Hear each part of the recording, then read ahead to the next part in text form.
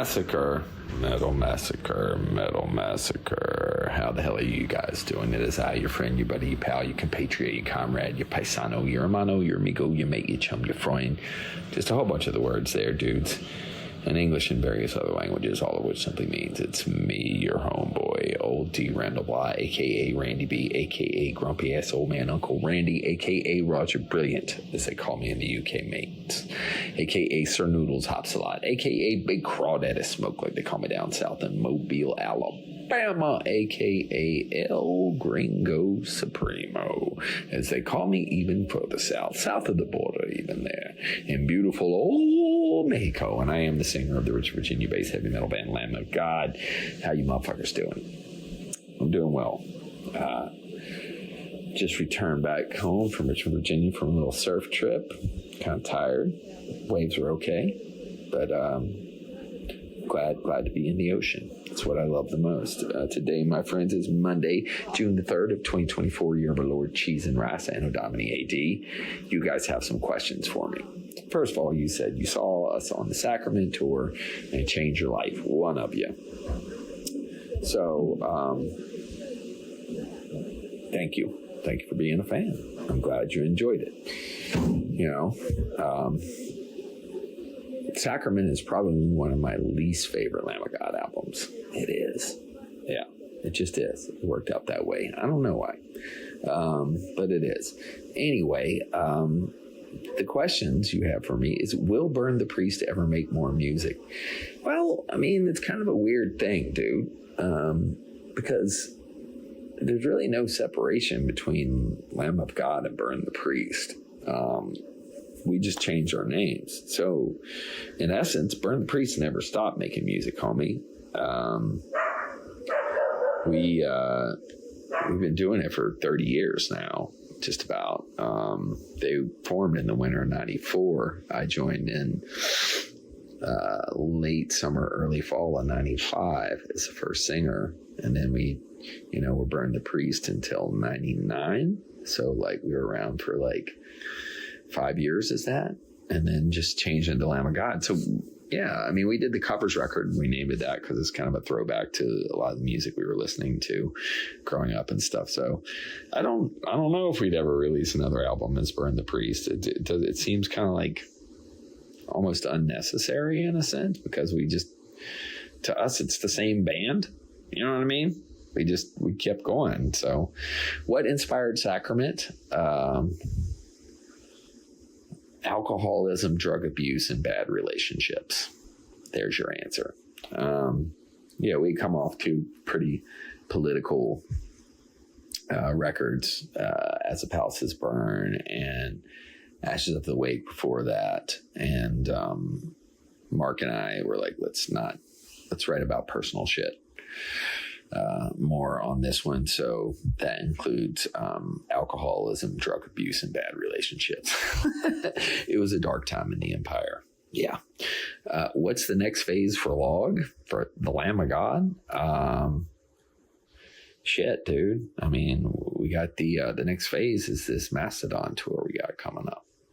Yeah, we're going out this summer on the Ashes of Leviathan tour, because Ashes of the Wake and Leviathan were both released on the same day in 2004. They're 57 seconds different in length. We're going out, taking out Kerry King on his first solo run with his solo band, their first run. And then our friends in Malevolence. That's the next phase. From there, who knows? Top 3 metal albums of all time. Black Sabbath, Masters of Reality.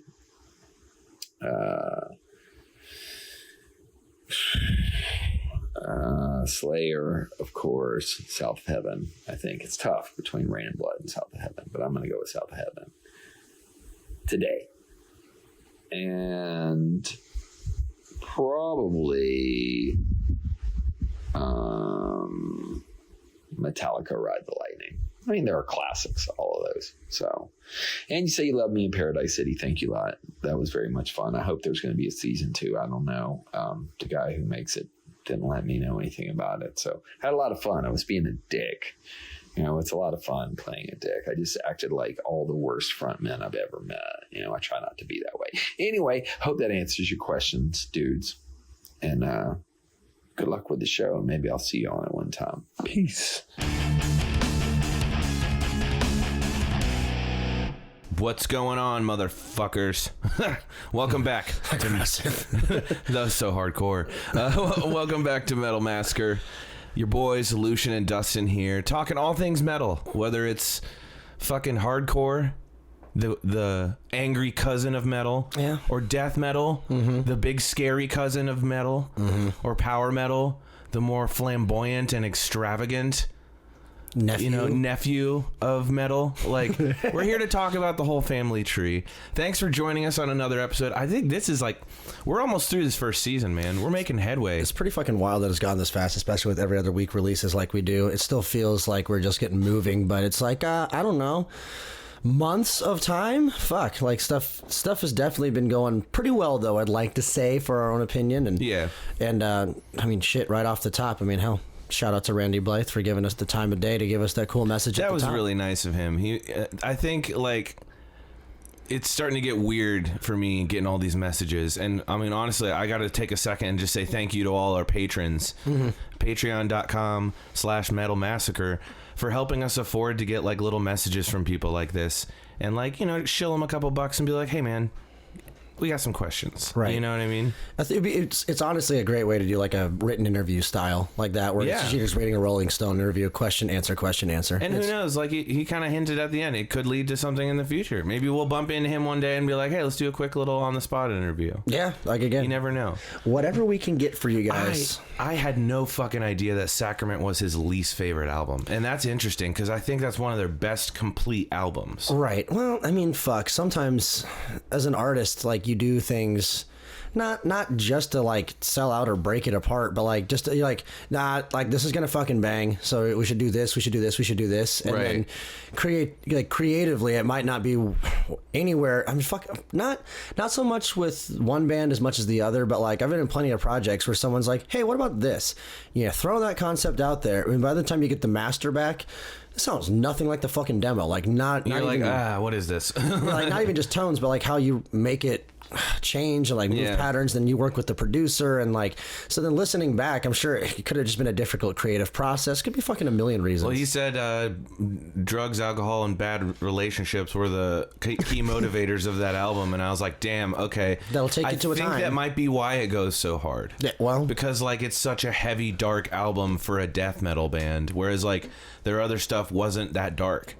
Like Sacrament was kind of their steep into some like fucked up nature of shit, know. I lack of a better, real topics, like real heavy, like this is actual human raw feeling as opposed to writing or telling a story. Right. Like he said, the first two albums were more political statements, and this one was more personal and like darker. And I think I love when bands make that kind of transition from talking about one narrative to another, and they just kind of switch it all. It's not really switching their identity, it's switching the theme of the next album. Truth. And like making each album memorable in that way. And I gotta give it up to Lamb of God for that. Like every single phase of their career is a different chapter. It's very much in that Slipknot way, but not so pronounced where they say it and they're like, this is the next chapter. Like, new outfits, new album, new road fit. But you could chronicleize how long you've been a fan based on what your first song was and when you like heard of them, and like I like that about Lamb of God. They've been so consistent. That's true. And they just put out that fucking reissue single from Ashes of the Wake with like I forget who's on it, but there's two different bands that are on it with them. Yeah, fucking Kublai Khan TX is one of them. Yeah, and then Malevolence, I think. Yeah, I'm pretty sure the list is in front of me. And they're re-releasing Ashes of the Wake this August, I think, and it's like there's a bunch of remixes, and I'm like, that is interesting. Seeing them in like a remix fashion brings me back to like the days of the Underworld soundtracks, where like everything was a remix. There was no original song on the fucking soundtrack, you know? So like I like that idea of like taking something fun and making it even more fun. I just hope it's like not a straight up dubstep. Well, Like, yeah. I mean, put a little house in there or something. I don't know. Do something crazy. Like, Yeah, it's the hard EDM remixes where it's like straight, just like taking the song and chopping it, and like the opposite of like chopped and screwed or dubbing songs back in the day. Now it's just like, we're gonna speed it up and make it a day. Like, I mean, dude, working at a gym, there's so many songs where I was like, I heard like a Tears for Fears remix, but it was like, it was all fast and shit. I was like, this is ruining the fucking. It was like, this is what the fucking up the whole vibe. I hate this. But like, it just, you throw the smart shuffle on and just be like, all right, everybody work out because I'm gonna be louder than this anyways. Right. But then you're like, what the fuck is?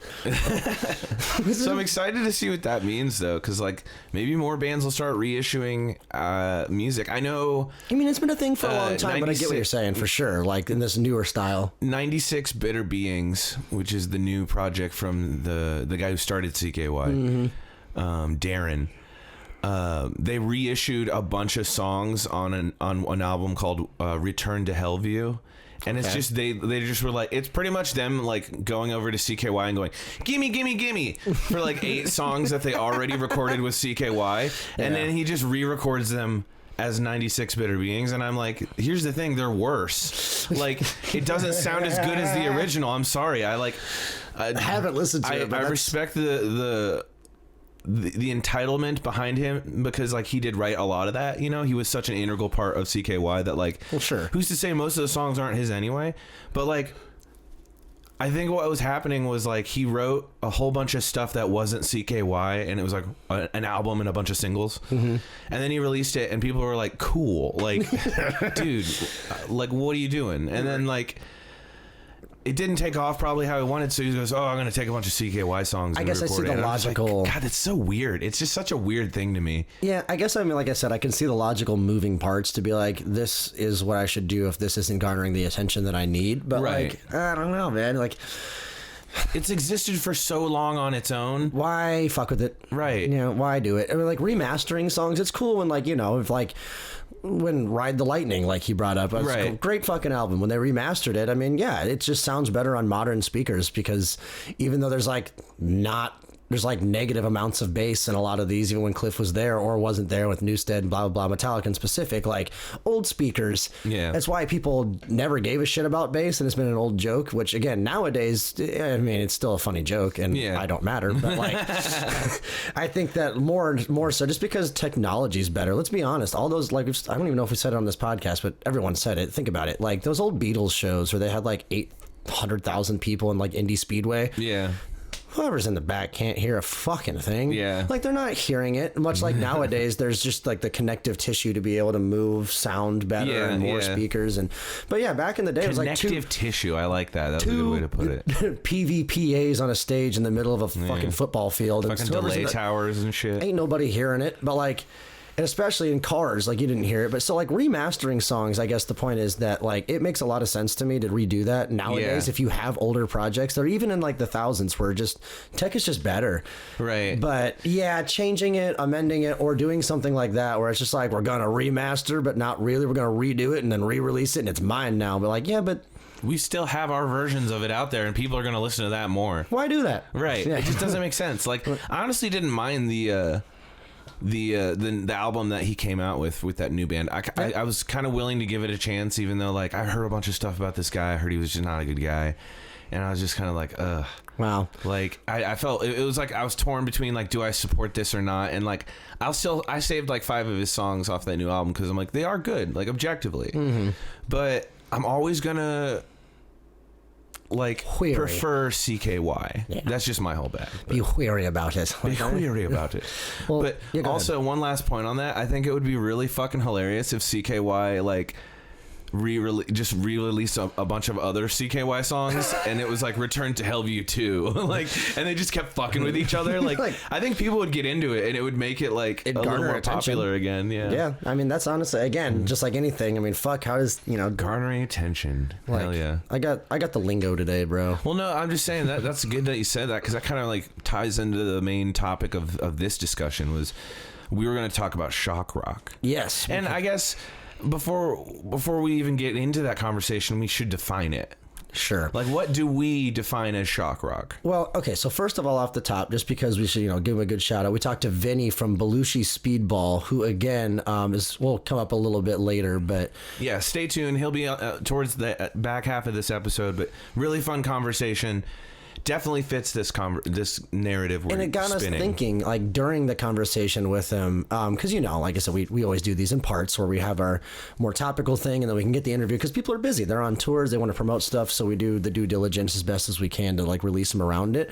So I mean, like, we're recording this on 2 different days, not like it matters, but the point is we got to thinking, we're like, what is shock rock? Because there are people, like we've brought up, like a green Jello that is very much like almost the same kind of vibe as Belushi Speedball. If you're not familiar, like at the end of their show, it looks as if a tornado ran through the place. Yeah, like, they just spill trash everywhere and like throw shit at people while they're playing and cause a big scene. Instead of doing Faygo showers like ICP, they do like LaCroix bombs. Yeah. Kind of like they're just shaking up cans of LaCroix and spraying it all over the place. A little less sticky. They're more of a theatrical performance than they are just a show.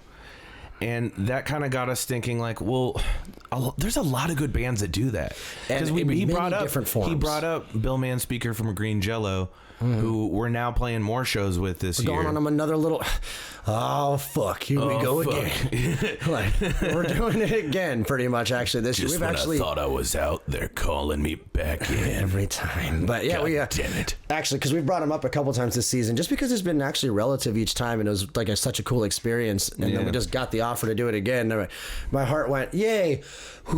Yeah. By the time this comes out, it'll already be over. Yeah, so. It'll be a party. But he brought him up too, and like, but I guess the point is.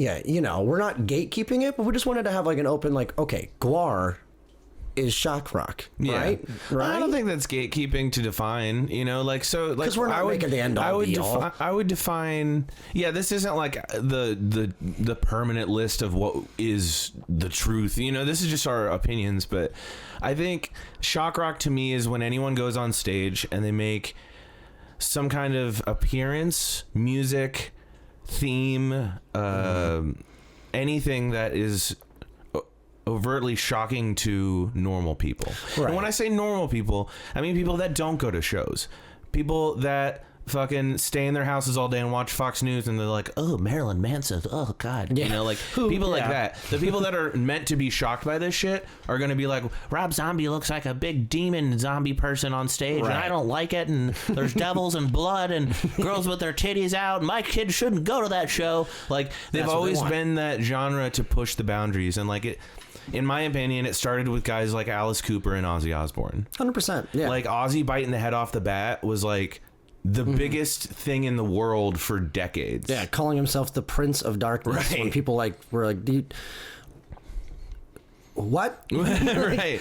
Like, having these larger than life personas that like fed into their stage act is part of shock rock. And I would say that for me, I guess that to define shock rock specifically, because I'll put it this way. Here's an example that I wouldn't call shock rock, but has the same vibe. Is like when you, speaking of EDM, and you go to one of those shows, whether you're on a high dose of Molly or not, you have like that crazy ass video wall screen that's bigger than an IMAX screen with like the 3D and you see it on all the like animatronics. There's like Shrek over you, and he's 1,000 feet tall. Yeah, and he's trying to eat cheese or something. Like, I mean, like, is that shocking? Yes. Is it overstimulating on purpose? Like, sure. That's not necessarily where we're going with it. We're being in more of an analog sense, and there can be digital assets that go with it, but it's more of a crowd band exchange of energy, and not in the way of like EDM dance parties and getting Marshmello to jump on the stage and throw off the fucking steamers. Shock and stuff rock like that. To us has to be rock. Like, it's got to be a band, it's got to be a singer, there's got to be a human element to it. Yeah, and when you lack that human element to it, it just isn't shock rock. So like, don't get confused on that way of what we're thinking. Like, but also I understand how you could though. Yeah, and like, because I was trying to, me, I'm always trying to be like, how can I debate myself on a point before I try and just throw it put out there. Like, I mean, actually, the guy from Left to Suffer who's doing something with Chavo and Taylor Barber, who's like their singer. I just heard about that. Which is honestly pretty cool. And it sounds pretty good. I mean, like the new band, I can't remember because it's like four words that spells Chavo. I can't remember. It's like stars, violets, something, whatever. But they that guy like did a small run with that EDM guy Sullivan King, where like he was basically just EDM, but then he was out there just fucking like leading a giant like a metal portion of it, which honestly was pretty cool. That's weird. And there's there's a crossover there, but again, still not what we're talking about. Yeah, I would say specifically, it's not just like Slipknot almost. No, I would put them there. I would, because if we're putting in some of the other bands we're putting there, Slipknot has to go into shock rock. Because the performance of what is happening live is a direct carnival act or some sort of thing that is trying to push the narrative of like it's as much a show physically without just the cool lights and the visuals and like having like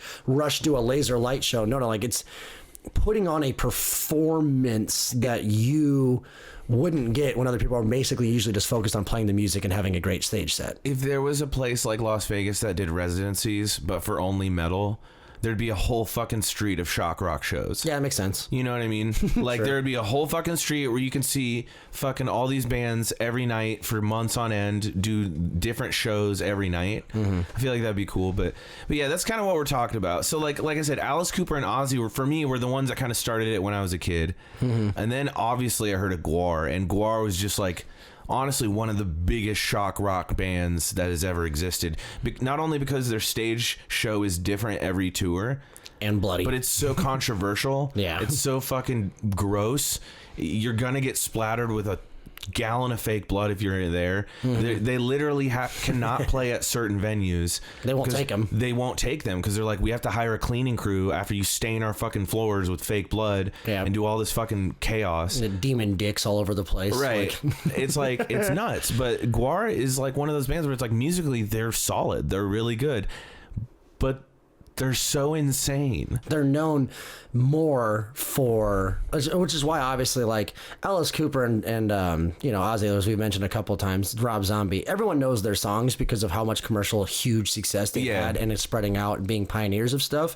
So you could probably name more of their songs than you could some of these other people on the list. But even so, when I think of Alice Cooper, the first thing I think of isn't necessarily like the lyrics to a couple of his songs or Nora Mr. Nice Guy. It's the eye makeup. It's the crazy the little hand whip thing and the top hat and like it's the theatrics first, and that's where I guess, because Gwar, I can name a few songs, but they have like 100, and I can't name them all, not by any means, but I can think of exactly also, what they look like and what they do. If you go to a Gwar show and you don't know any of the songs, you're still gonna have a good time. That's also that was the main point I was getting to. That's it's like any of these guys, if you don't know their music and you went to a show, you'd walk out of there like that was an experience. Like it wasn't just a fucking show to me, it was a whole different experience. You'll remember it that way. And you'll remember it that way, yeah, for sure. So like Gwar is kind of, they've been the big boys in the game forever, honestly. And you have like more commercial successes like Slipknot, or you could even go so far as to say Mushroom Head extensively. I don't know, because I mean, like just honestly, a little bit, but even Slayer though, like has like, you know, every time you go there's like more pyrotechnics than probably should be legally allowed anywhere they go. I would definitely stay Rammstein. Oh yeah, Rammstein, even Kiss for what they were back in the day. I mean they were like kind of pioneers of like wearing makeup on stage in that way. The big tongue, the crazy flames. I mean, Spit and Blood, that was shock rock for sure. But then you like, again, you necessarily wouldn't like say that Motley Crue is shock rock, but like you have Tommy Lee riding a roller coaster upside down trying to play the drums. I think bands take aspects of the concept and they apply them, but if you don't have a certain amount of aspects, you can't be considered that. And that's true. Yeah, you got to check more than a few boxes. It's like a formula. Yeah, you got to have like a crazy look.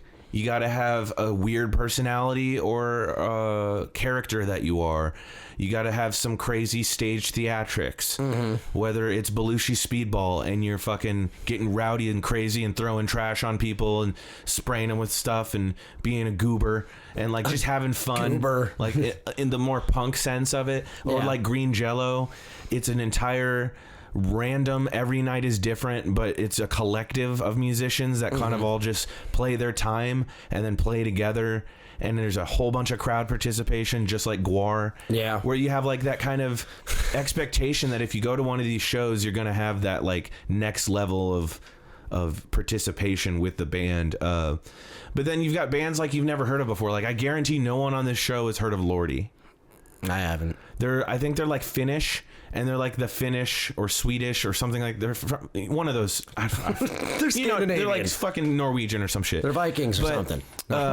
They've been doing it since I was a kid, and their commercial success in their region was their first album, and it's kind of just gotten whatever since then. Sure. But they're still doing it. And now they're on TikTok and shit, and I'm like, oh damn, Lordi's still doing shit. Like I'm gladly supporting these guys because I think it's fucking cool. Probably, honestly, if you're willing to grind through it, like this day and age is the prime for it because everything's so easily accessible with video that like video is what can sell people on this stuff because the songs can hold up. Yeah. But what you're really trying to do is that live theatrics, and so in the day and age of clips and TikToks and YouTube and anything else, like a band that if you're willing to stick it out, I mean, yeah, this is probably the golden age of you being able to show what you do to an audience as opposed to in the 90s or something. Let me tell you all the story of G.G. Allen. Like, again, that was one that I thought of when I was like, yeah, no, he would probably not necessarily the grandfather because he wasn't as old as some, but in like the 80s and 90s when G.G. Allen was literally shitting into his hands on stage and throwing it on people on unwanted crowd participation. That's about as shocking, and it was hardcore. Yeah, or hardcore music. You could even say Mayhem in the late '80s with Dead cutting himself on stage and like doing crazy shit like that. Like that applies to me. That was part of their aesthetic was being those people that you're like they're fucking wrong. You brought up Rammstein. Like, it's really overtly sexual and raw, and there's dildos and lots of weird German shit with bands like Necrogoblicon. Like also, we just talked to Raptor. I guess with bands like that, they have that gimmick. And it's so marketable because there are like better ways to market video nowadays. Yeah. You could get this goblin doing everything for you and like being the voice of your band. And the makeup in his videos is really high quality. Like there's a range. Of course, you can't do that every day, you know? So there's days where you're just, I'm going to put sunglasses on instead of doing my eyes, you know? Yeah. But like people love that shit. They want to gravitate towards something that they can like relate to, but also just kind of like keep it apart from reality in their own little corner. And like escape reality in this little world, you know what I mean? Like it's such a part of our lives anyway, with video games, with movies, with music, that like when you're associating with something, you often reflect yourself into that thing, and like you don't define yourself by it, but you collect it. You know, it's like part of your little collection in life. And I love collecting these shock rock bands because they all like mean something different to me, and like their execution and their style, but also their music is always really good. Like I'll say that, like I rarely find a shock rock band that I don't like. That's true. I mean, like, yeah, some of them, again, musically more sound than others in certain aspects, or like put more emphasis into making full albums like that. But like, for sure. There's a range of talent for sure. And then also some of them are more like, you know, it's serious, but like it's still obviously insane. And some of them are just, it's goofy and it's supposed to be funny. And like, even though it's heavy music, it's lighthearted. Right. You know, I made you put ICP on this list. Yeah, I know. I was kind of like, all right. Like, they're not metal. Rock, it's not metal. But I'm like, now listen here, brother. I would say that there's not many more famous, shocking pop culture things than how ICP was heralded and held in its day.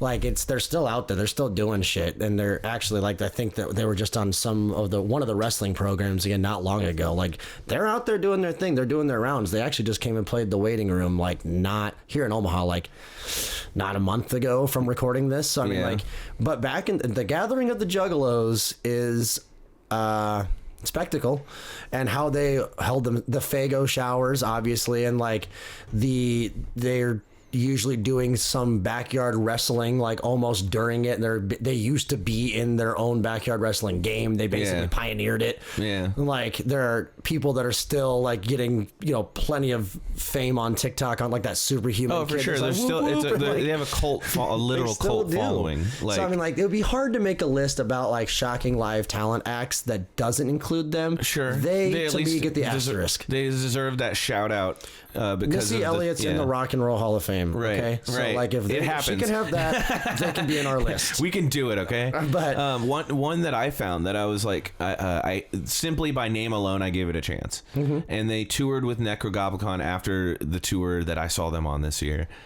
And their name is Squid Pisser. Okay. Just hear me out. Follow me here. They're really weird. They wear these weird, like fleshy masks with like circles around their eyes and shit. It's just really weird. Gross looking. And yeah, they dress like fucking 80s, like, I don't know, like Italian punk dudes or something. Like it's just weird. But their music is so chaotic and it's so experimental. And it's a super group with members of Duck Duck Goose, Gwar, and like a couple other bands I can't remember right now. Sure. But formed a project because like it'd be fun to do. Yeah, it's initially two dudes that started it and wrote like a lot of the music, and then I think it kind of grew over time, but now it's like 5 dudes. Yeah. And they just dropped a new album, and I want you to look at the album art. The album's called Dreams of Puke. What the fuck is this? Yeah, it's just fucking crazy shit. Like it looks like the letters that you would put on like everybody had as a kid. You try and spell stuff. Those letters on the fridge. Yeah. And then it's just like some weird fucking brain and a bunch of crazy looking melty people around it. It's pretty fucking cool. It's I don't know. It really, I haven't listened to this new album yet, so I can't really give you my thoughts on that. But I listened to all their older stuff that featured a lot of really cool people in it, and I was like, okay, this is interesting. This is something I could put on and either just annoy the fuck out of somebody, but I'm having fun, or like I could honestly see it be something that like I think you would at first be like, what the fuck am I listening to? But like maybe 2 or 3 songs in, I think you would start like actually liking some of it. Possibly. I mean, fuck, I'll give anything a fair shake. You should check it out. Pisser. It's called Squid Pisser. I mean, already that's a they piss name. Squids. Yeah, I don't know. They're just the weirdest people I've seen online lately, and I'm like, they're totally in that shock rock category of like. I think their live performances would be fucking insane. Yeah. Like seeing them live, I'm sad I missed that tour now because I'm like, fuck, that would have been cool to see them with Necro. Yeah. I guess trying to debate with myself if like that 2-piece thing that's all over YouTube is called clowncore. Does that count? I don't know. I mean, it's off-putting. It's got like a couple elements for sure. Rock. Yeah, it's off-putting. It's more, again, it gets close to that thing where it's basically just like a giant. It's like, a grindcore. It's grindcore with a big LED screen behind him, and then just like 2 guys dressed up like the weird most fucked up clowns. Yeah, or sometimes they'll be like in a van and they're like parked in a van or driving it while they're playing drums and honking horns and fucking keyboards and fucking doing like weird vocals and shit, like as they're like in a car. Straight death metal grindcore vocals, and it's fast blast beat drumming. On the surface, you'd say that's metal, and then there's all the saxophone and the keys, and they're like, there's a running theory, which also isn't probably, no one really knows who those 2 dudes are. Yeah, I know, it's so fucking weird. Like,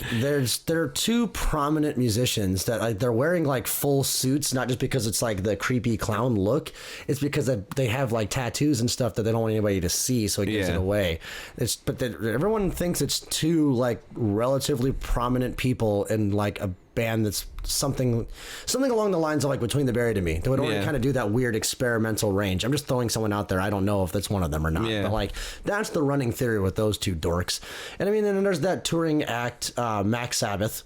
It's a bunch of McDonald's characters playing Black Sabbath songs. Right. Again, it's a shock because it's a gimmick and it's I forgot funny, about those guys. Why didn't I add that to my list? but Damn. it's not like as shocking as, like someone, again, like spraying fake blood on you with pyrotechnics. It's like the same level of shock rock that Necrogoblicon is. Yeah. Like, it's not necessarily the most shocking thing in the world, but if someone were to walk into that room and not know where they were, they would be like, excuse me. Yeah. Like, Even if you're not even a fan this? of Black Sabbath, you're like, Ronald McDonald And fucking Grimace is playing bass. The guy, the Grimace Shake is laying down those geezer riffs. Now, just funky as hell, and I'm confused. The tone sounds so good. But yeah, I mean, and again, we could go on. I'm sure there's plenty of them that are honestly pretty famous we're missing. If we are missing, I don't know. What's your favorite? What's your favorite like shock rock act? So like, if you're gonna pick one based off what they do and their music combined, which one do you think is like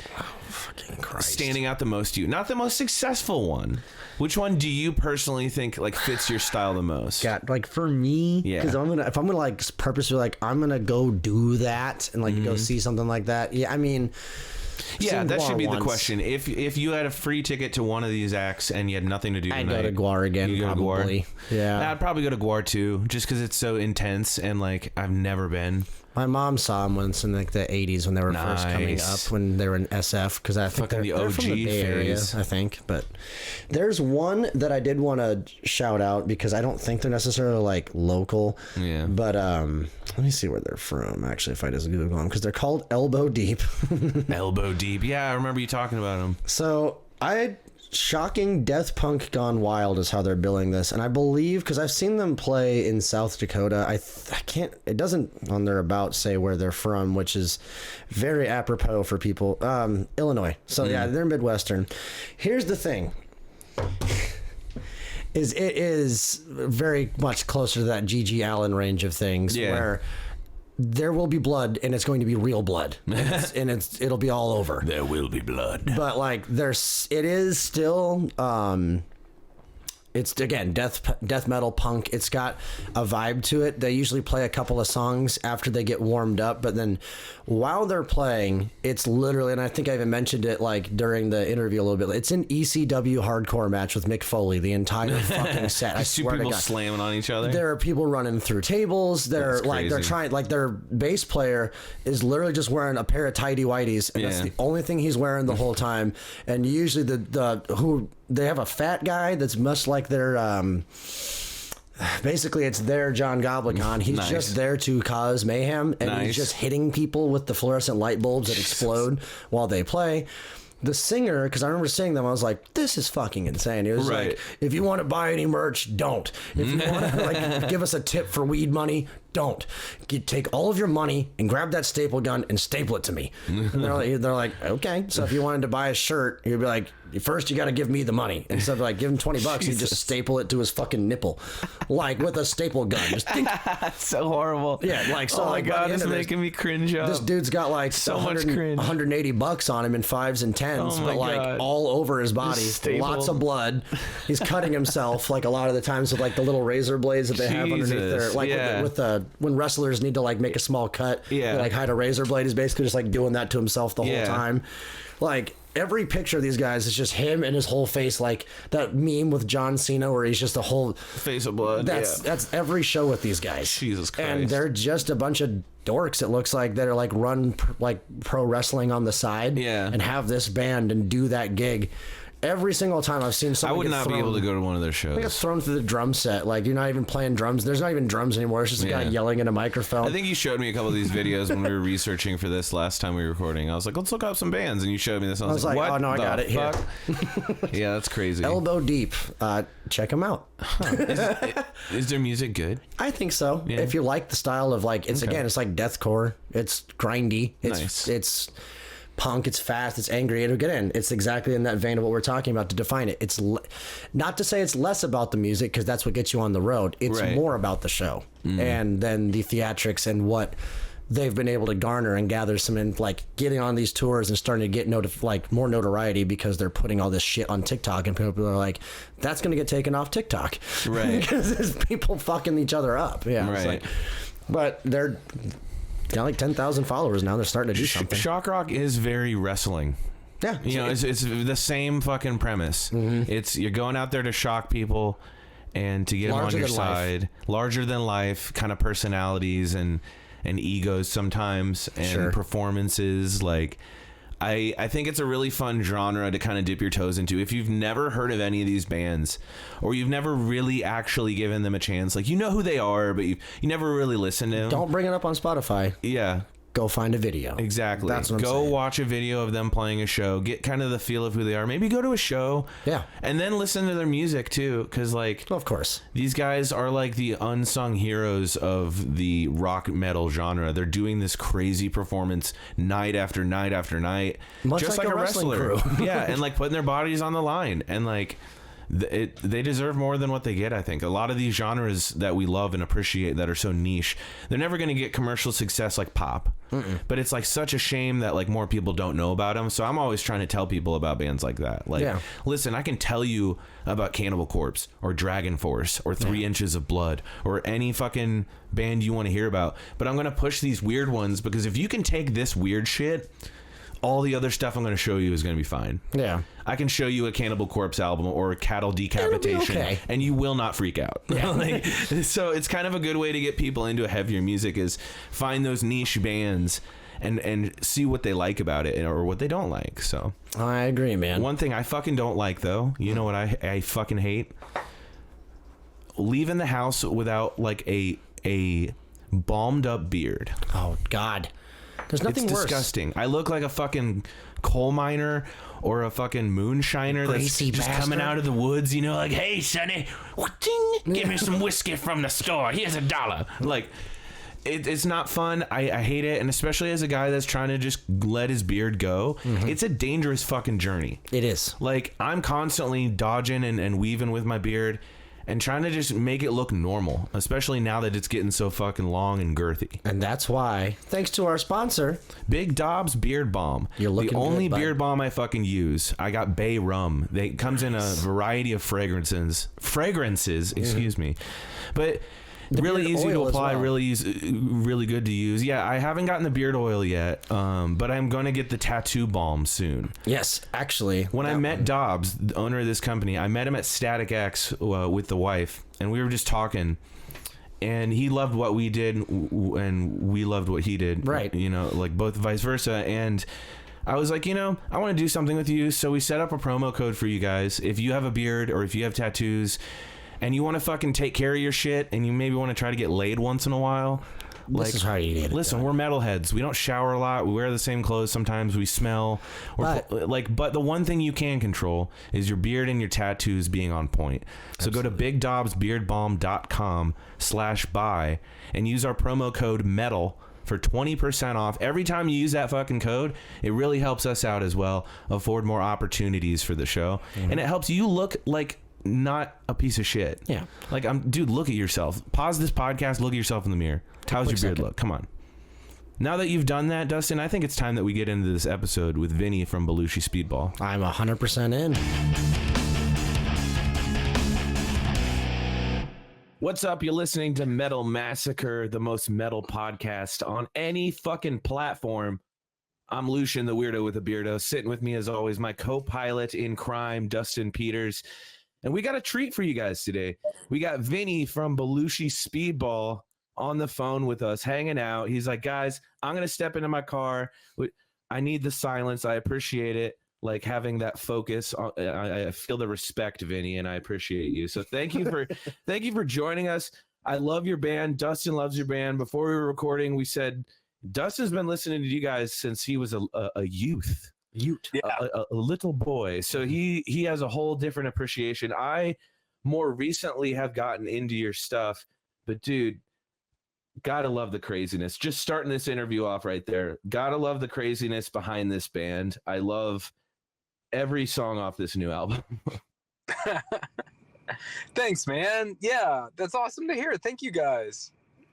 Of course, dude, when I saw the hash slinging That's the slasher, problem. that was the first one I clicked on. I was like, nope, they know what they're doing. This is a whole brand.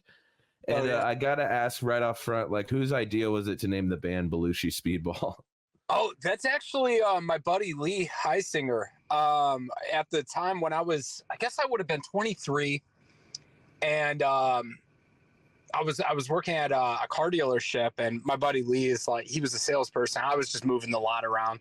I was there for like 13 years, but me and him got real close, and he loved metal. And I told him that I recorded a song, and I started like this studio project, and I need a name for it. And I said, man, I don't know. I kind of want to do something I just got done watching Animal House, and he was like, Belushi Speedball. And he said it. And like, he named it right there. I was like, that's perfect. Let's go with it. That's a great name for a thrash metal party band, to be honest, because it's on the nose. No one, but I mean, like well, I guess that's a bad pun, but I'm sorry, but it is a little on the nose, but No, it's one of those awesome, ones that sticks in your head. I feel like you hear it once and you're like, that's so ridiculous. Like I was telling one of my buddies, I think last week when we were kind of talking more about doing this, and I mentioned the name of your band. He just stopped what he was doing for 10 seconds and looked at me, and I was like, I know, you got to check them out. They're ridiculous, like in the best possible way. Like just the kinds of songs you're making to cross that silly nature with like seriously good, like you were saying, party metal thrash with like some punk in it. There's a lot of fucking punk in Belushi, I think, and in like the roots of what you guys are. And I hear tell that your live shows are just fucking insane. Give me like what's an average Belushi Speedball show like? Dude, it depends. It depends because when we're on the road, and we're playing some of these smaller venues, we gotta find like a strong artistic compromise to where we can still give the full experience, but we're not, breaking like all their arcade cabinets and stuff, Right. Depends, man. Some venues say like go wild, and then we'll do like gallons upon gallons of LaCroix and trash and toilet paper and various items like that. Then we do like on some of these shows, we do what's called a dry show. So it's all clean trash. Clean trash is like paper and plastic, like recyclables that we save throughout the thing. But yeah, man, if you see us outside, like, like the big festivals, the sky's the limit. Oh, so, yeah. Color Round Powder, and we have an industrial ray foam shooter, and I don't know, man, it's always just chaos. Yeah, they remind me a lot. Like honestly, the whole feel. If you listen to the music, then you watch the videos and you put them together, I'm like, this is like a fucking ECW hardcore match. We're just like throwing stuff around and having a good time. And like I've seen you guys have played the Jello Festival a couple of times, which is honestly, again, it's spraying the cans right up the alley, dude. I was gonna say that's like so on brand. Like not that it has to be about being a juggler, just like the kinds of events you're playing. I feel like just make it stronger. It's almost like you're your own Gwar. Yeah. You know what I mean? Like you have that same stage presence where people are assuming when they show up to your shows that crazy shit's going to happen. Do you feel a sense of pressure to maintain that, or is it something that just comes naturally? Yeah, it's been a learning experience because for years there, we weren't touring as much and we were playing Louisville, and we were playing Louisville a lot, our hometown. And so really this, which he recently departed, but this boils down to someone that was in our band. We called him Senior Diablo. He was like supposed to be our man. And, he recently bowed out of the band, but up until that point, when we were in Louisville, he kind of was like head of like the theatrics of everything. And so one of the tricks that we did, so we wouldn't saturate our own market and we'd have people wanting to come out, is we would always have like a different theme every single show. So every single would have some sort of, different theme. And we played, I think a couple of years ago, we had our 100th show, like our 100th Louisville show. So, it's 100 different themes. And then when we were on the road, we had to kind of be like, okay, we can't be doing a different theme every single night, especially with a new crowd who doesn't know what to expect. It might go right over their heads, right? So it's definitely been a lot of fine tuning. It's kind of like when you go see Gwar, they have a stage show that you're seeing, but if you're seeing them on a specific tour and you go see them 2 nights in a row, you're going to see the same stage show. It's not quite that structured, but it is. It's So sorry, you're breaking up there for a second. Can you repeat that last part? Yeah, man, I don't know where I broke up. I'm so sorry. Right after you said it's not like Gwar, it's. Oh yeah. So, which actually I could go in they took off, so that way I can get free Wi-Fi. Oh, there you go. Oh, you're cool, man. Not a worry. Kind of while he's rebooting, I mean, like honestly, the I'm sure the overhead and the pressure to kind of do those kind of things where you're every single night sorry guys, doing something different. It would be insane. but Yeah, go ahead. with us it's kind of similar, but it's not going to be near as structured, I guess. So if you're seeing us on a specific run, you're going to see us doing like a lot of the similar things, but it's a little bit more chaotic. Just no, dialed in yet. oh, for sure. And I think there's kind of some beauty in that chaos, and that's what makes for you guys, like, I feel like there would be no show that's ever the same. Like Right. every show is a different experience, but that's also like its own unique thing. Like, I don't think you have to have it tailored down to, you know, cues and timing and all that. Like, just have fun. And I think you guys bring that energy to your shows that people will always come back because they're like, yeah, I've seen them like 6 times and every single time it's nuts, but they're all fucking crazy. And I would assume at some point they kind of blur together because of it. Like outside of certain instances where you're like, oh, it's crazy that guy did that one thing, I'm always going to remember that. But like, man, I would just lose track of time. I feel like I commend you for like being able to do this and like still have some semblance of organization behind everything.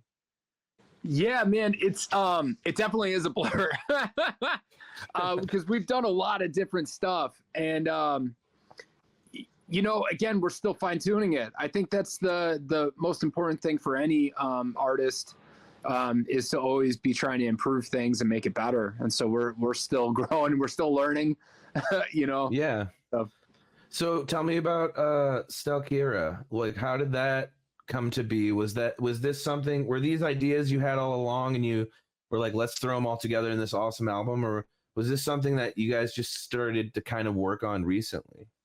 Yeah, so it's kind of the same for every single Belushi album, to where we just want to make sure that the songs are dope, but there's no theme or structure or concept to it. But Stelkira's been in the works for probably about 2 or 3 years. Some of those songs date back to the pandemic, to where I was working on them then, and the circle of actual credited songwriters for Belushi is really small. Whereas if you see us live, you'll see a bunch of people on stage, and we have touring musicians with us. But this particular album, we, like I said, once What Is Worry dropped, my daughter was born, and my producer, the guy that records us, he actually does all the rhythm guitars on our albums. He was our original guitar player. He was telling me that he was expecting a kid, that they were going to be trying to have a kid. So I got in the studio immediately and started working on Stelkira. And then once, about the time when his daughter was born, I think the album was finished. Nice. And that's awesome. I got 3 kids, man. So I know that once The stress, the struggle. yeah, this kiddo, it would slow down the process quite a bit. And so we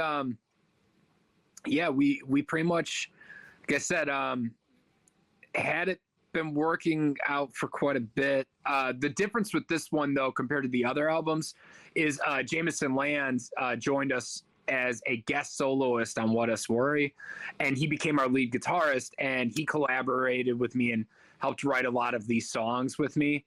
And we sat down and kind of worked through them, and that's different for me because usually the writing process is like, I write all the rhythm guitars, I go in, I lay them down, Chase re-records them and fixes them because he's a better guitarist. Daniel Neal comes in, does drums. I lay down bass, and then I lay down vocals, and then we tied everything together. And so for this one, it's different that I had Jameson helping me kind of write a lot of the guitars. And Jameson was Beefcake the Mighty in Gwar for 10 years. He was their Beefcake for Battle Maximus and Blood of the Gods. So that's fucking awesome. That's And again, rad. yeah, I did not know that off the top, and so, but now that makes, again, the tie-in is even more. It's even funnier. Yeah.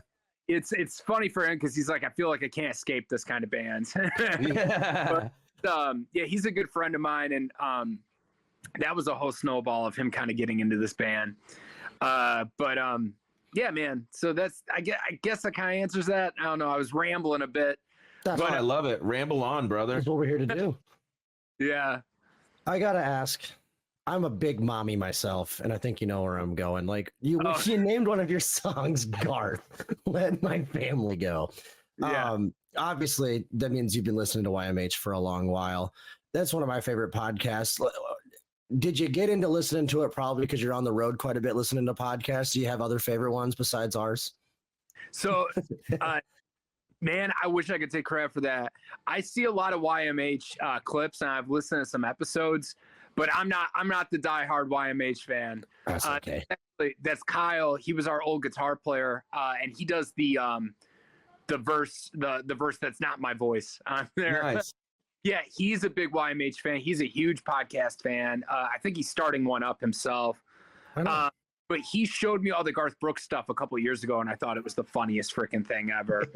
And so I told him that we gotta do this song. So That's awesome, dude.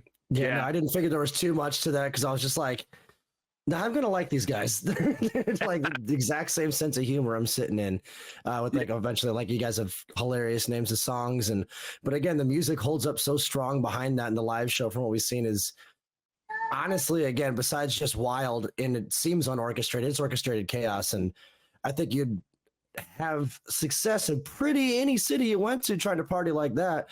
I see you guys tour the South and like the East Coast a lot, I'm sure, with families and kids and all of that. But do you have any plans to go? Because the tour that you guys are going on right now, by the time this like releases, you'll be on it. And in the middle of it, it's kind of moving that. Do you guys ever move your way west ever? We haven't yet. We're going to. Hell yeah. We want to 2025. It's just I got a booking agent. Shout out to Josh, Tone Deaf Touring. I got him July of 2023. And so now that I got booking agent, it's easier to get shows all over the place. So we'll drag you to Omaha for sure. That'd be fun. Dude, you guys would have a hell of a time in Omaha. I feel like if they were at the Slowdown or the waiting room or something like that. Yeah. Like you could tear that place up. It'd be a good time. I'm sure you know of Green Jello. Yeah, of course. We played a couple shows with them and got to experience the madness that is Green Jello live. And it's another one of those bands that like there's a structure, but it's very loose and no one is ever going to guess what it is. And it's going to be insane. There was a dude with a didgeridoo on there that he was just going, whoa. Yeah, there was just so many crazy things going on at once. You're like, is this a concert? And then like it turned into a concert and you're like, okay, yeah, it is. But it's just it's like a carnival of a circus of people that just like travel and do crazy shit. And I'm just like, damn, it's enough. I feel like you and Green Jello and Gwar should do a tour. That might be the most destructive tour of all time. I'm not gonna lie. Like they're gonna every venue would be like, we need to hire a cleanup crew like to be there when it ends. Like yeah, I'm friends with Bill Manspeaker on Facebook, and he reaches out quite a bit. And he's such a cool guy, and he's wanted to do something like that to be on the road with us, or at least get some shows together. And we've never been able to make the stars align. But he wrote the book on a whole new way to like run a band. I've always told him that he's a huge inspiration to me, because he's a genius, dude. His whole thing is that he has like a different band in every city, so he just kind of shows up and. It's incredible. I mean, that's the dream. it's so like the way it's orchestrated. You're right. He's got to be a genius because the way you even orchestrate something like that and like keep the momentum going, but also keeping that like that bohemian-esque lifestyle infused in like the culture of the band. Yeah. Like it's just so crazy. I was like, I can't believe it. Like every one of their shows we saw, I was just like, I made it work. What the hell? This is insane. And it was great. Like everyone there had their own act and came up and played their own set. And it felt like a punk show at times to a hardcore show. There was some like hip hop infused in it. Like it was like a whole show. I'm always thinking they should have like a show, not just like go do concerts, but like not even like a Vegas like show, but like they should have their own set permanent show that people can come to, like a festival. I think that'd be wild. Dude, I think he does. I think he has, unless he lost it. I thought he had residency at the Whiskey A Go Go, to where it was like crazy. He calls it WTF TV, like it's the MTV thing, like flipped upside. Yeah. So I agree, but I think he does have something like that. And I think it's like publicized, like he does I think he started it during COVID. So. Wow. I never even knew about that. I'm going to have to check it out. That's kind of crazy. Mm-hmm. Yeah.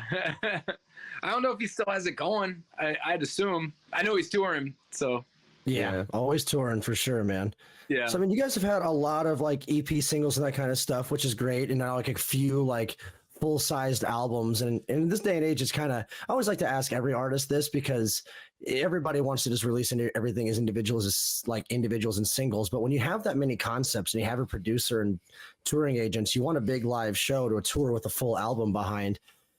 I guess my question would be like, was it a conscious decision to stop making EPs, or was it just a natural aggression? Like hey, we have more stuff, more production, more time. Might as well make a full album out of this. Yeah. I think, I think in the beginning, why I was releasing EPs, I'd have to go back with the producer. Yeah, we're searching years.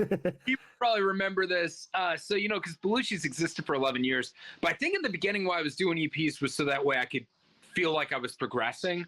So I could. And I was doing that before. I think Spotify just came out. So streaming wasn't the only way. Like, sure. Pandora was a thing. And now everything is so focused on streaming that I think the single releases is what a lot of artists are going to. And for this album, we did a single release strategy to where like we released a single each month. You're supposed to do it like every 6 weeks, I think is what like experts say. And then, you do the whole album. But I know for metal, it's different because like we sold over 700 CDs and we're not, we're independent right now. We're not. And that's within the album's only been out for a month. I've sold 700 units. I mean, it's pretty good in this day and age. It's huge, dude. Like that's something to be very proud of. That's tough to do. Yeah. So it's because metal fans buy physical media. Yeah. I can't speak for, because I play metal, I play a crossover thrash band, so I can't speak for other genres. I assume punk's probably the same way. But I know that physical media is still being purchased very heavily by our fans, especially vinyl, So I'm not, I've noticed that where a lot of bands are kind of just doing the single releases and stuff. So it's hard to say, which route they're going with. It's like, what's the right way? You know what I mean? Yeah, totally. I don't know. I'm a huge collector.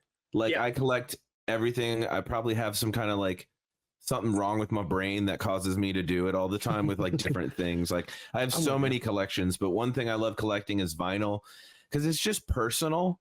It's raw and more authentic, and you can hear in my opinion, I'm a music snob, so I think you can hear things better on vinyl than you can on streaming and stuff like that. Just the quality, not as compressed, and everything about it is just better. Like I love putting a vinyl on and physically doing it, not just hitting a button. Like it kind of brings you back to a younger nostalgic time when things were more analog. And I think people are dying for that now because streaming has dominated music for so long. Like people would rather subscribe to a music platform for a monthly fee than physically buy the music from like the iTunes store even, and you would get a cut, like it's just the way the culture has spun off to be now because everything's so instantaneous. But I think there's always going to be a need for vinyl because the things that we really geek out on or the things that we're really into, we want to consume them at such a higher level than other media that it becomes, for some people, they're like, I got to have every Belushi Speedball song on vinyl. Like it's just something I need to do before I die because I love the band. Like I'm sure there's people out there like that because that collecting mentality, it never goes away when you get older. And I think with music, it's so much more fulfilling to collect music and to have a physical representation of music that you can relate to. Yeah. No, because like our merch, we have like a lot of really crazy off the wall stuff, like the Super Nintendo album and the Nintendo 64 album, and like the pizza and the resin. And that that's just a testament to what you just said, because there are fans that buy every single thing that we put out. I mean, it is how it is, you know? So it's super cool. And you guys, that was the one thing I was honestly going to bring up there, was that I thought, I'm a big gamer myself too. And I thought like having an album on like a playable, like ROM hack style cart was like one of the fucking coolest things I've ever seen in my life. Because I like to program my own carts to get like homebrew hacks and like make my own little like, you know, Nintendo cartridges as well. And it's not easy to do. And it's something that someone's got to have a fucking Super Nintendo if they want to listen to it. But it's so cool. I wanted to give you guys big props on that. That was honestly creative and awesome thing that no one else has. Dude, thank you. And the fact that you homebrew them so you understand the process. It's a ass. Lots of little tiny moving parts and little pagan coding, but no, like your guys' merch is also something I kind of wanted to bring up as well, because all of your guys' album art it's one of those things you look at it from afar and you're like, oh, okay, I guess it looks like kind of like a heavy metal album. And you scoot in, you're like, this is like a gelatinous blob with 9 faces in it. Right. I assume you have like an artist, but you guys have free reign to do all of that.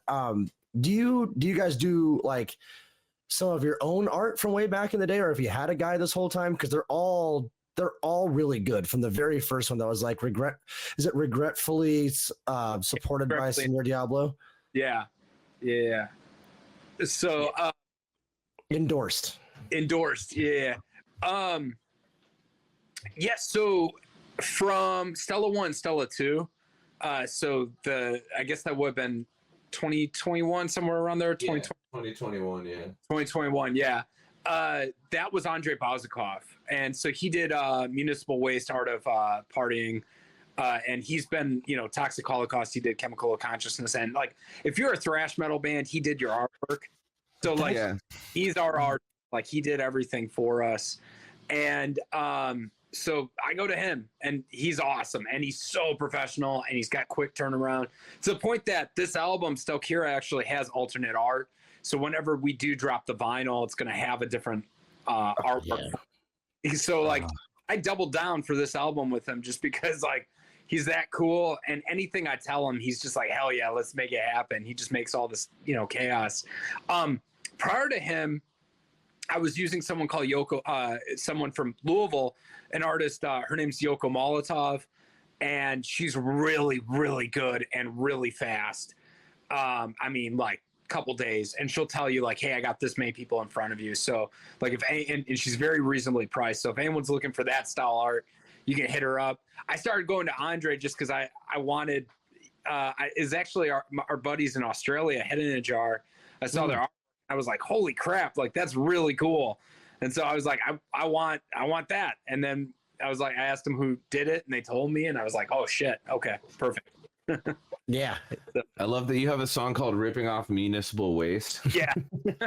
That's just super hilarious. And also a weird Kevin Baconism, because we just played with Bat, which is the spinoff for Ryan and one of the other guys. They did that. They're really, really fucking good. And I was like, oh my God, weird little thing going on there. Like, that's funny.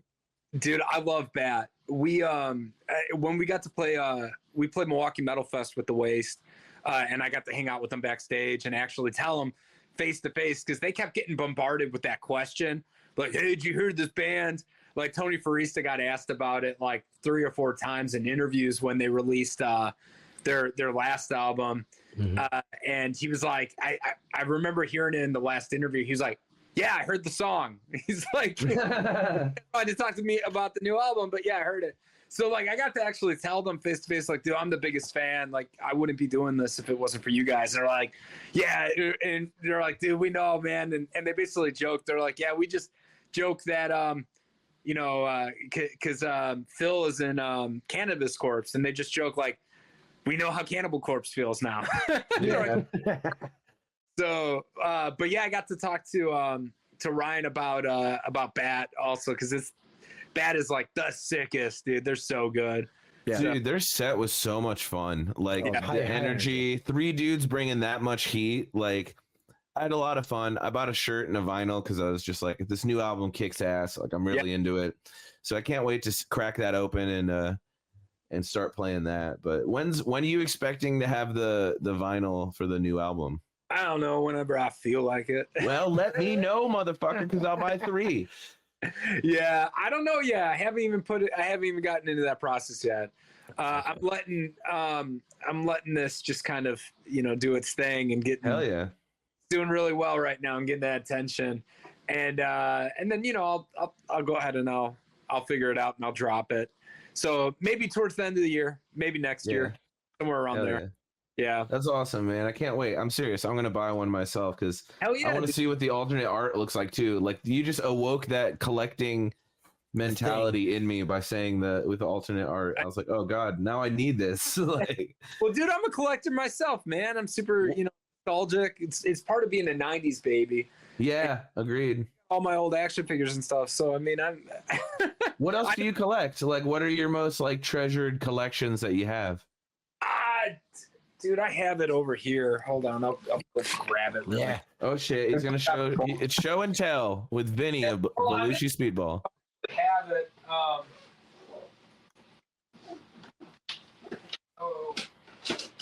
It's a lovely lamp. I like that lamp. It's a nice angle. He's like, oh man. There it is. This is fun. I like this. Yeah, I'm sorry about that. So, No, you're cool, brother. Don't worry. No sorry's allowed. I've had an eBay account since I was like 13, and so I'm a big Silver Age comic collector. And so this is I don't know if you guys can see it because the glare. Mm-hmm. There we go. Yeah, that's issue 1 of Hulk. So Holy shit. yeah, so having issue 1 of Hulk, like it's a very expensive book now. That would be my pride and joy is the Silver Age comics that I have. I used to have way more, and then money. So let me tell you how much I love that, and let me show you on camera. Do you remember the Marvel zombies? Yeah, I have issue 1 over here actually too. Same. So I have the Hulk, the art that was featured in the back of the book with Hulk turning into Marvel zombie, tattooed on my arm. Oh, dope. Like, dude, I love Hulk. That's so fucking cool. Dude, I had so that was another thing. I collect toys, and I had all 3 of those Marvel zombie, the first set, the Spider-Man, Captain America, and Hulk. Actually, and what ends up happening, it's always kind of like this, because like I said, I have this eBay account since I was 13. So it's 21 years old. It's got 100% feedback. It's got like 600 different transactions where feedback. So it's really strong, and I keep tabs on a lot of my collectibles. And then I paid $20 a piece for those, and then they all of a sudden hit a height of like $200 a piece, and I'm like, too hard to not just cash in. Yeah, yeah, dude. I don't do it, but I sell off a lot of my stuff, man. And then, dude, that's part of the hunt, and that's part of the thrill, because you know that money could always go towards something else later. Yeah. Like I had a Daredevil number 4. Oh, cool. When he was still in his yellow suit, and it was him versus the Purple Man or Mystery Man. I forget what they called him, but I had that forever, and I picked it up for like $40, and I flipped that for something else too. Like it happens. Oh yeah. No, you're always gonna feel that white buffalo syndrome, though. You're like the one that got away, but like at least you can take pride in the fact that you made a good deal, Yeah, dude. And that's exactly what it is, man. The other things, like I play 40K. I play Warhammer. Oh yeah. Yeah, got a couple armies, and I haven't played as much. But pre-pandemic, I was like traveling all over the place and like going to all these different tournaments and stuff. So yeah, that's fucking cool. Now we're big dorks over here. You don't have to. There's no shame in it, dude. That's awesome. We've been known to homebrew some pretty fun D&D campaigns. Oh hell yeah! Yeah. Last one we did, they had to face so Joe Manganiello has a character in D&D, and they had to face his cronies essentially. And they killed this giant minotaur with a Prius. It was awesome. I love it so much. Yeah, so trust me, we love the geeky shit over here too. And I think for those who are real fans of Belushi, I think that they can kind of tell you guys are just big dorks. And I think that's what makes people love it even more. Is that's why I like it. You don't take shit too seriously, but the music speaks for itself. It's so much fun, and like it's a good jam. Like I could turn it on in in any little subculture of metal genre of friends I have that only listen to certain things would probably really enjoy it, I think. Yeah, that's always been the goal, is to be able to make it accessible. And I think humor is a really good segue to making music accessible for people. And it's a gateway, because there's a lot of people that, we're their first metal band that they started liking, and then they get into more serious metal. So, yeah. Yeah, humor is like one of the ultimate things that bonds us. And ironically, so is music. So it's like they kind of do belong together. I mean, whether you're Weird Al Yankovic or you're Belushi Speedball, like, doesn't matter what spectrum of humor you're on, or even like Flight of the Conchords. There's so many different ways to put humor into music. And I think when you find a band like this, it's just such a beautiful thing, because I mean, God, you guys have been going for 11 years now. You have a track record of just ridiculous chaos and beauty within it. And I think that's such a strong thing. I cannot wait to see where Belushi Speedball goes next. I'm totally going to be waiting for that fucking vinyl. And you guys, you got to start creeping your way out north. Talk to Tone Deaf and out west. If you ever come to Omaha, we'd love to come to your show. I'll get you a venue, easy. Yeah, easy. we play plenty of venues with our band here, so like let us know. We'll help you out if you need. But I'm telling you, man, you got to start coming into this side of the country. You guys will make a bigger splash. Like Belushi Speedball, everyone look the fuck out. That's all I'm gonna say. Thanks, dude. Thanks, guys. Yeah, of course. Well, you've been listening to Metal Massacre. We're probably going to cut to something else right now, aren't we, Dusty? I don't know what we're doing, but yeah. Yeah. Run the tape. Run the tape. Oh man, what a fun fucking dude.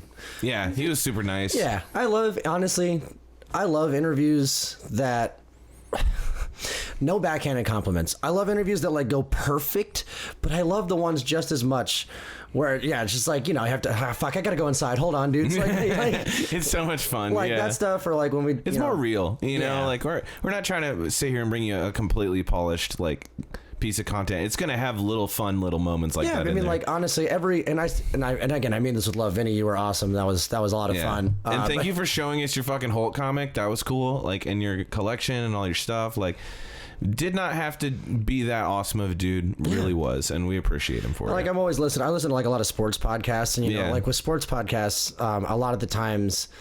You think of every press conference. The quarterback doesn't give a fuck, and sometimes they're not even that good on the microphone. They're just like, "Yeah, team played hard today. All right, we're gonna go to the locker room." Like, so you get so many sports podcasts where some dude's just driving his Lamborghini, right? Well, like, fucking the guys are like, "So how was it working with this blah blah?" And it's just like, it was cool, whatever. Like people don't understand sometimes like what it takes to do interviewing, or they just don't have a setup for it. They don't think about it. So I'm always like, I love when honestly we get an interview like that. Yeah. Where it's fun, it's raw, it's real, it's honest, and it's still good. Yeah. And like, that's the way I'd want it. It's more fun, but also it gets as much like when we have people like that actually have their own studio and shit, like everywhere in between, dude. It's interesting to see the range of like, I mean, fuck, we interviewed Gorgatron in a fucking janitor's closet. Yeah, dude, the lights went out twice on him. It was hilarious. Like, and that's kind of another thing is like, you're gonna have those happy accidents, and I think they're fun, and I love to lean into them and just have fun with it. Like, there's no use getting frustrated because the audio quality from 1632 to 1855 was bad. Yeah, you know what I mean? Nah, fuck it, dude. We're here to have a good time. Like, we do our best. We hope you guys enjoy all these interviews we've been getting you so far. We have really, really big plans in terms of interviews for this like following season and kind of to wrap up season 1. Yeah. So stay tuned for that. We can't really announce anything quite yet. Nah. But papers to sign, people to shake hands. Yeah, we've got a new partnership we're working on, and I'm excited to have our big episode to talk about it. But that'll come down the line. Today we're going to talk an album review on the back end of this episode. We played a show. When was this show? May 31st. May 31st. That's why I felt like June. You know, I kept thinking, was that in June? With Bat. Which Vinny literally brought up in this fucking episode, and we were like, fuck, why not talk about the new album that just dropped, Under the Crooked Claw? Yeah. Which, again, so from off the top, if people aren't familiar, it's you could call it a supergroup if you want. It's got members of DRI and Municipal Waste in it. Three-piece. This is definitely music. Well, first of all, you hear those first two bands, you know who those are, you know what we're getting into. But it's definitely like, this is an album in the modern day for the denim wearing, long haired freaks like myself that just want to just sit there and just, like, if you were riding a motorcycle, just banging your head the whole fucking time. Like, this is very in that Motorhead vein. And I say specifically Motorhead vein, not just because of the style of singing, which does breach into that area sometimes, and actually is pretty clear, concise singing on this. Like, even if with the grit that he's got behind his voice, but it's not it. Like, it's not as hard as he's pushing. He doesn't put anything else behind it, and it makes it really clean. Real clean, real straightforward. Honestly, it's kind of refreshing in that regard for like a genre that's usually always, even especially with like myself, like the vocals that I do, where it's like almost like you're putting a natural overdrive pedal on your own vocals, right? Or adding distortion or reverb or delay with an actual setup. But no, this is clean, it's raw, and I say that too, it sounds like a lot like Motorhead, where it's an obvious influence because the style of bass playing, it's not as distorted, it doesn't have that Lemmy sound. It's got a very modern, clean, crisp, like hardcore sound almost to it, like the very buzzy, twangy, heavy, like clank clank clank. But like, it sounds great with this, but it's also precise, it's quick, it's fast, it's the groove, it's the rhythm, and it's in your fucking face the whole time. It doesn't let up the entire time. It doesn't let up at all. Very driving. It's a relatively new album, and so like I said, they're still building like their first few thousand plays on a lot of these songs, which is really cool because it dropped like literally, we were one of the first stops in that tour, so even as of you guys hearing this, it's basically just over a month old at this point and some change. It has gathered a lot of traction on their main single, I would say, Right for Exorcism, which is obviously like, I mean, I heard them play that live, and to give these guys to give these guys all the props I possibly can, they sounded like their album. This sounded like the production on the album. It's got a very and they call themselves, what do they call themselves? Let me look it up. Fast No. Death. It's in their little about over there. It's called Primitive Heavy Speed. That's it. From Richmond, Virginia. Ryan Waste, bass and vocals. Nick on guitar. Chris on drums. And I think Chris was from DRI, if I'm pretty sure. I don't want to fuck that up. I apologize. But nice dudes. Yeah, really cool guys. They played a really fucking tight set. It was really fun to watch and like good crowd participation. I liked that they kind of did a little bit of it but didn't linger on to it. No, it's got a lot of the thrash chant vocals. Like, a lot of that stuff. Bob, whatever the lyrics are, like sing them together with me while we're just like dan dan dan dan dan. Like it's that constant, not like two-step break beat. There's a little bit of that, but it's the constant like like that drum beat a lot, like just in your face, straightforward. Song ends, cool, take a deep breath, right, now hit the gas pedal to the floor again. No, doing it again. Yeah. But with it is very good driving music, very good motorcycle music, very good doing any high octane hobby or transportation. It's one of those like you could listen to it doing a lot of stuff, but it's something you would probably hear in the background of a skate shop or fucking like mechanic working. You know, this is like that kind of music. If you turned on, like if Tony Hawk made a game today and you're in like the create your character area and there's just like you're standing in the skate shop and there's just like something playing, this would be on repeat, right? Like the whole time. Oh, for sure. This is that kind of music. It's got a skate punk vibe to it for sure, just as much as it does the thrash metal and like beat down kind of shit that it does in the two-step hardcore. These guys are, you know, not only are they legends of their own right from the bands and the things they've created with these projects, and now they're doing this now. It's obvious that they are professionals in regard of like how they write, how the songs are structured. And you know, that's not, again, to use the term, not a backhanded compliment at all, where you're saying like, so it sounds produced, so it sounds formulaic. No. What I'm saying is, no, they know what the fuck they're doing. They know when to change it. They know when to kick and cut. And also, they're pretty well polished, and it comes across really well. Yeah, it's only 35 minutes, which I think is, for this kind of genre, is perfect. Yeah. You don't really want to stay too long. You want to go in, you want to punch them the whole time and then get out. But also give them a lot of it. Yeah. So like it's, 13 songs, 35 minutes. That is like the perfect hardcore album, in my opinion. I think my favorite song is Vampire Lore. It's just got a really catchy Vampire Lore. Like every time, it just sticks in my head. More than any of the other songs, I think. Yeah, I mean, like again, with a catchy chorus like that and stuff like that, with their chants, the things that are, and it being so clear too, it's easy to remember and pinpoint those earworms. It's refreshing to see bands that sound the same as their album, because so many times bands go into the studio and they overproduce stuff and they make it so technical to play something live. Sure. And then like, it's like you have to look at things in a statistical way. Like statistically, if you're making your stage show difficult, there will be like 5 shows out of 50 where it's fucked up. Mm-hmm. You know, it's just gonna happen. True. It's just part of the fucking thing. You're gonna fucking have a show where something's a little off and it kind of throws everything off, or you know, like Gwar, I'm sure they've had shows where in their eyes they fucked up, but no one would notice. You know what I mean? Like that kind of thing. And that probably happens with most everybody. But then again, you're right. With the more technicality you're putting into your playing, which again,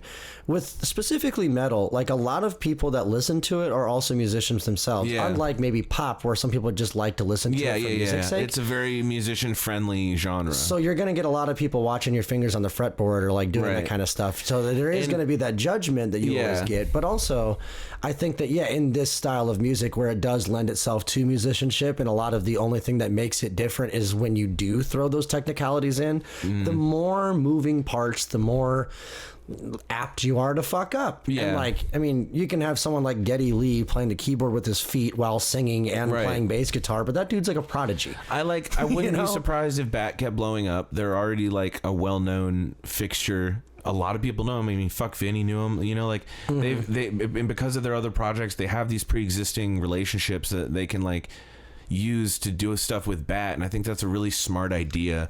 And I think this album was a really good like sample of their feel, and like if you like this album, you're probably gonna like everything they do.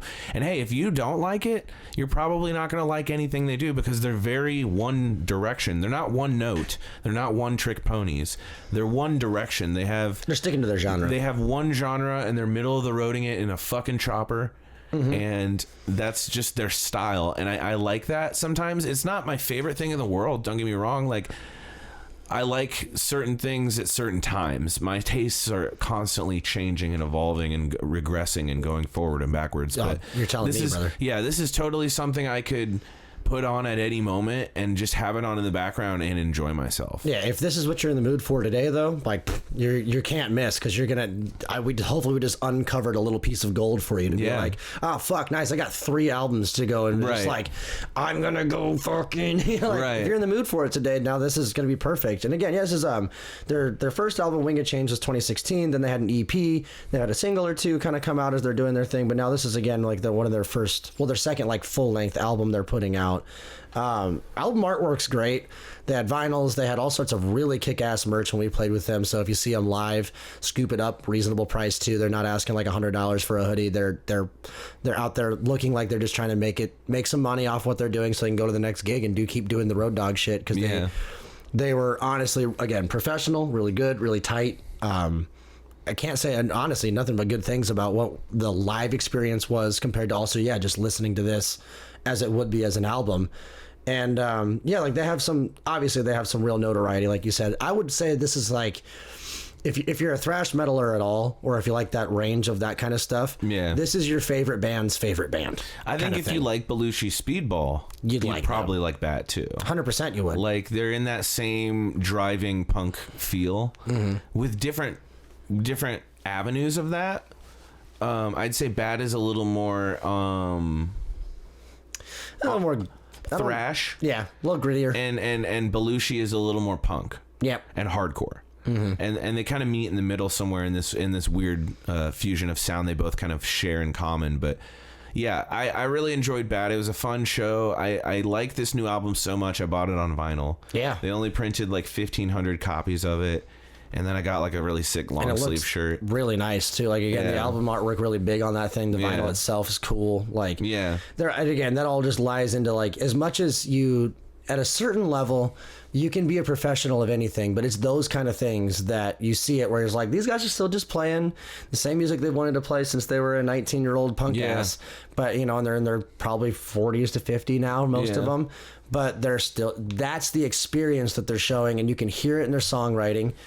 It's good. Like it's just, it doesn't, I wish this would have done this differently, or like, nah, honestly, I wouldn't have. For what they're trying to do, like, I think one of my favorite ones, the one that's highlighted right there, was a Street Banger, because again, it's almost got some cheesiness to it. Yeah, like, a little bit, a little. It's like cheese. real street justice and like stuff like that. Like, it's goof ass in a certain way because it's just like, you know, it's very on the like the stuff you would say. Yeah, but it fucking works, right? And it's great, and it's a bunch of dudes that have been doing it forever who paved the way doing the shit, right?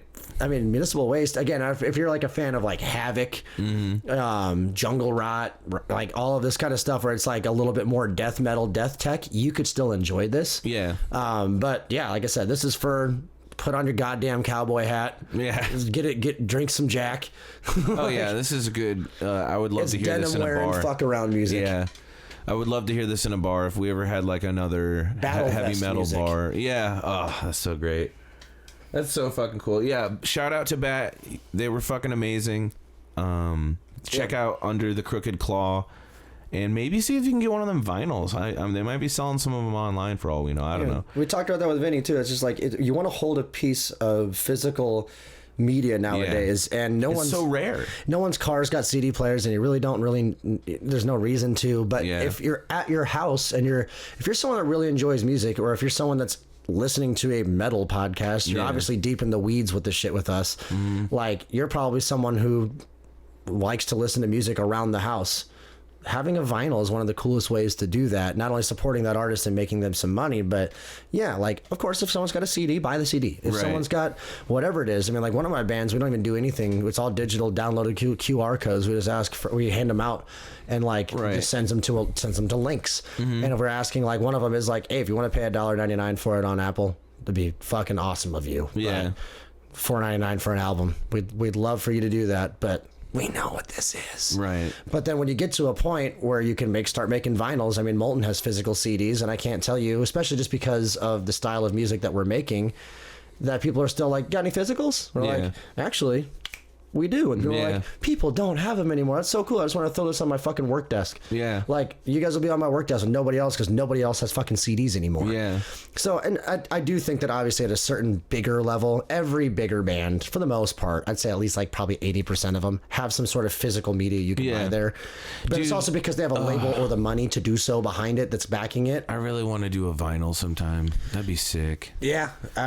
Give us some time. What if we fucking, because if we did an EP, that's like one side of a vinyl. Yeah, limited press. What if we did like a double EP release? Now we're getting behind the scenes here, but I think it'd be cool to like do like a old school, new school Molten album. Yeah, like B-sides of like everything like remastered, or maybe A-side of all like the new stuff. Maybe that secondary idea we had, we're not going to talk about here, but we put that as the B-sides. Yeah, then it's a whole nother beast. That'd be really actually. You guys are getting a little, like you said, BTS. We're not gonna fucking like spill too many beans. $40 vinyl for people to buy, but it would be fucking cool. It'd be pretty sweet. Yeah. So so many things that cook, and I like it. But again, yeah. Shout out to Bat, Under the Crooked Claw. Yeah. Go bang it. Go run it up. Go listen to this, guys. It's really fun. I really enjoy it. If we like it, you'll like it. Come on now. Yeah. Fuck, I was gonna say something. God damn it, I'm ending my brain. You're welcome. Oh, Dustin, you pushed me past the metal brink. That happens, though. Honestly, that sucks. Oh, okay, yeah. You said you were talking about physical media, and it totally reminded me. I found my first CD I bought. That's right. Back in the free world when I was a high schooler. So. I was a little stinker in high school, and I went to Boys Town for a year and stayed there and went to high school there. And one of the things was, when you go back home on like little vacation trips, I'd go to the mall and buy all these metal CDs and try to smuggle them in. And this was like a Catholic-run orphanage, right? We're not. The only one that made it was Lamb of God, As the Palaces Burn, because I convinced them that they were a Christian band. Yes. But like they took Death Album 1 because it had people speared on the front of it. Yep. Nope. And I was like, fuck, can't have that. And all these other ones, and I was like, okay, so I only had Lamb of God for this whole time. First album I bought when I got out of there in my junior year of high school was Austrian Death Machine, Total Brutal, at Hot Topic, when they used to sell metal CDs on the wall. Like, they would have a listening thing, and you could listen to all the stuff, and there'd be like really good metal CDs, or like collaboration CDs or cover stuff, like just really good music. And I bought that, and I just remember thinking, this is going to awaken something in me. And I found it the other day in my garage, so I've been putting it in my car and listening to it. It's like 17 fucking tracks, and it brought me back to a simpler time because I put it in my car and I press play, and it's just like track 1, and I'm like, oh, okay, this is before they even told you the name of the track on the CD. You had to go look at the fucking cover or the CD and go, oh, track 2 is called this. Like, I was like, this is bringing me back to like early 2000s, like 2008. Like, it was really cool. So Austrian Death Machine. Yeah, shout out to them. They have they're on like 4 albums now, and I'm just now getting back into their stuff because I'm like, it's been so long. Sure. And I love that whole first album, and the concept is ridiculous. So they've gone from total brutal to double brutal to triple brutal to quad brutal. So now I'm like, oh my god, there's so many Schwarzenegger movies. You could make so many fucking albums about references, and it would be great. So I'm kind of getting back into that, and I'm like, maybe we should talk about them one day. Yeah. They're kind of in that weird niche of like Death Clock, like it's a fake band, but they're real. You know, honestly, we could do an episode about that sometime. For an episode that we either need to do a filler at the top or like have a long discussion when we don't have an interview. Like, it'd be good to maybe like dig into like our top anywhere from 5 to 10 albums that we like the most, but like a few that are influential and a few that are just like, this one just stuck in my head for me. Like, that'd be get to let the people get to know us a little bit more besides the top one, because we gave a couple albums off the top at like the very beginning, like teaser or like bands that we liked when we first started the podcast. We're like, well, these are the ones we love. But I'm under the mindset where that shit changes a lot. It certainly does, and even within 1 year you can hear something that you're like, this is what all I want to listen to for the rest of this year. Right. I'm trying to think of like when I was a kid, so I'd been like 12, like because I probably got CDs before that, but like in tapes. But I'm trying to remember like the first one I asked my parents, like, I want this fucking album, and I think it was the Hypnotize Mesmerize from System of a Down. Yeah. So I remember getting that for Christmas one year, like on a CD. It was like 2004, so it was, I'd have been 12. I was like just getting my first iPod. Yeah. Like, so I mean, it was right around that time. But I remember, like when I went, I think like the first album I bought on my own in high school, when I was just like, I have my own money, and I bought more in 8th grade because I know I bought the Slipknot album and there's a couple other things like that were like then. But one that sticks out because it was like, I'm just gonna go to Homer's and look through music, or like local record store. And I bought Diabolus e Musica by fucking Slayer from 98, like one of their weird albums. Yeah. Fucking love it. It's like become one of my favorite, if not my favorite Slayer albums. Yeah. Because I bought it because it was just on a shelf. We share that in common in our musical taste. First off, I mean, we know this by now, music is kind of the thing that we both like, it gravitates our tastes together. But also, like, we've also both really been into weird shit. Like, you got me into Frank Zappa. Yeah, so like a lot of Zappa. She wore that Camarillo Brillo. Like, I remember a lot of those songs because of just cruising around in your car when we were in high school. Just being goof asses. Yeah. Just smoking and listening to fucking Frank just Zappa. Being fucking stupid little kids driving around going to Taco Bell 9 times a day. Rest in peace to our buddy Justice, but there's a fucking, like, quickly as we wrap this up, one of his buddies had like a really sick 70s Monte Carlo. Yeah. And we're 3 17-year-old kids, obviously smoking weed, windows rolled down, in a 1970s Monte Carlo with the rims, just blasting Rick James. And like just weird shit like that. They're like, if you... I remember this one guy you introduced me to back in the day.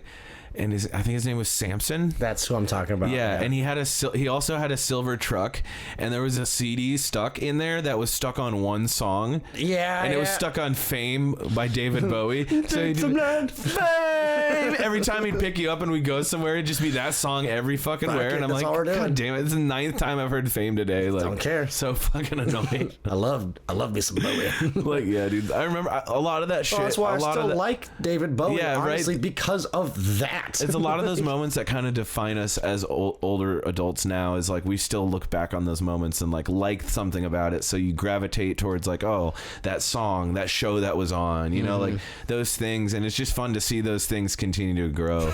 Like, it's so stupid, dude. But yeah, I really think we should do like our top 10 like albums, and not even bands. Like I think albums is a little more specific. Yeah, because like bands can take different directions. They can go different areas. You might not like half the shit they do. Like an album really defines a moment in time for you. So I think that'd be a fun maybe next episode to get into. I mean, we're currently, thank you Discord, we're currently booking like the next couple months of interviews. We got some pretty fun stuff in the works. I won't announce anything quite yet. No. We are following up on some ones we had to reschedule.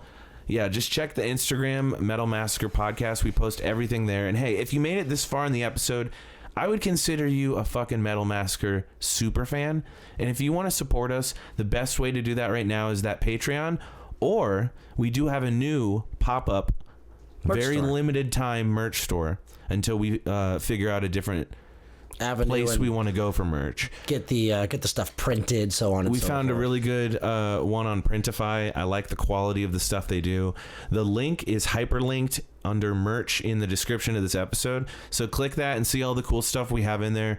We have some designs I don't think you've even seen before. It's true. And some pretty fun ones just to rep the show if you like what we're doing. All that money goes back into getting like guest cameos from huge people that we want to just ask questions to, or making more content, subscriptions on licensing, like a lot of stuff behind the scenes that we want to like keep doing, but do at a bigger pace. And it really helps when you guys support by either Big Dobs. I always want to say Big Bob's. Sorry. Big Dobs beardbalm.com/buy with our promo code METAL for 20% off. Fucking do it. Or pick up some merch, leave us a 5-star review on Spotify. I'll tell you what, if you don't feel like we deserve 5 stars, reach out to me on Instagram. Tell me what we could do to get that 5-star review, baby. That's all we really want, because it helps us, again, build the show and the algorithm. All the stuff, like, subscribe, ring the bell, the things they always tell you to do wherever you find us. Please. If you're listening on YouTube, hit that subscribe button. It really does help us kind of grow our community. As you can see, we have a lot of fun stuff to offer on our YouTube page. If you're not on that, fucking get there quick. But guys, we're going to stop shilling all of our stuff to you. We're going to stop pitching and quit bitching, all right? You know what I'm saying? Thanks for listening to Metal Massacre. We got a lot of cool stuff cooking. God, I can't wait to announce it. Dustin, can I just say one thing? Nah. Okay, fine. Get out of here, guys.